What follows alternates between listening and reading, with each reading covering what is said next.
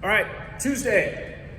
A little bit of a recovery from those heavy back squats, but also the heavy front squats and swings that we did on Monday. So we're gonna start with 3 rounds for quality. We're gonna do 5 on each side of a single arm ring row.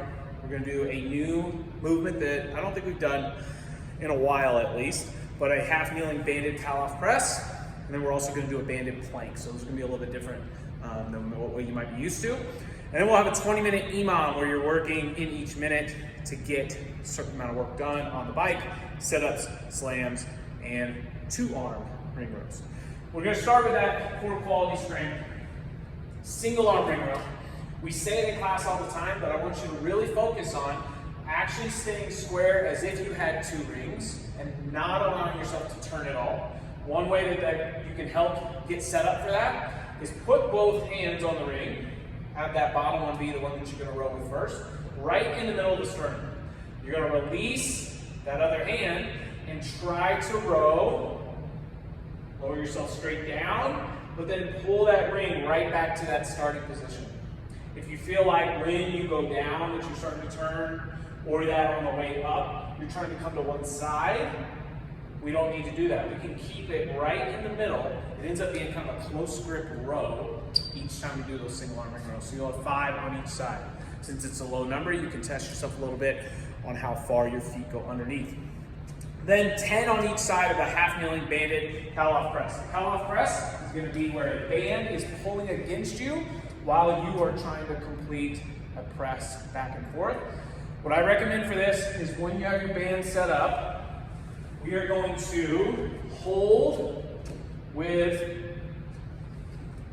the inside hand, and we're going to open up the inside. So the outside knee will be up. You have to find the right position to be where you have enough tension to start. But as I'm here, most of the band pressure is now pulling against this open side. So knees on the ground, and then my arm is holding here. But I'm going to start with the chest, just like we did the ring row, and now push out and back in, resisting that band from pulling us. We don't want any rotation. We also don't want to fall off balance with our knee.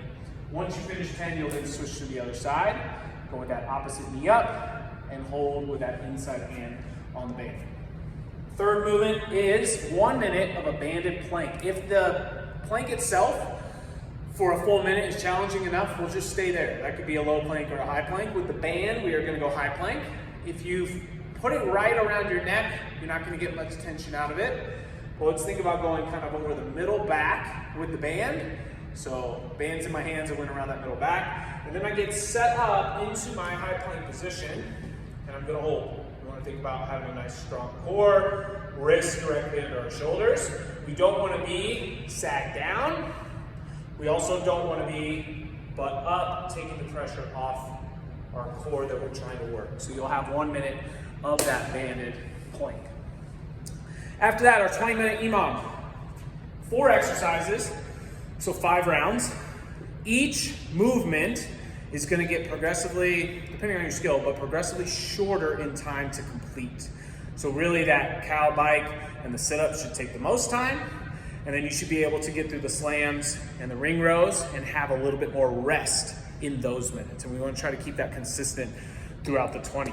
I do want to talk about the slams today.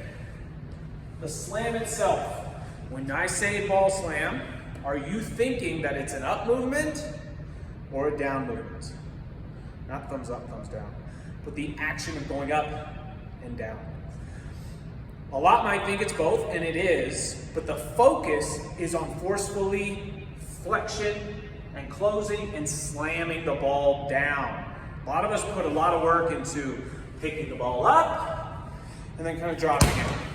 We didn't get any of that flexion coming down. That's the power and force we want to work on. So think slow and steady up, keep it close to the body, and then slam down forcefully. That is the goal of these slams. So ball starts between the feet.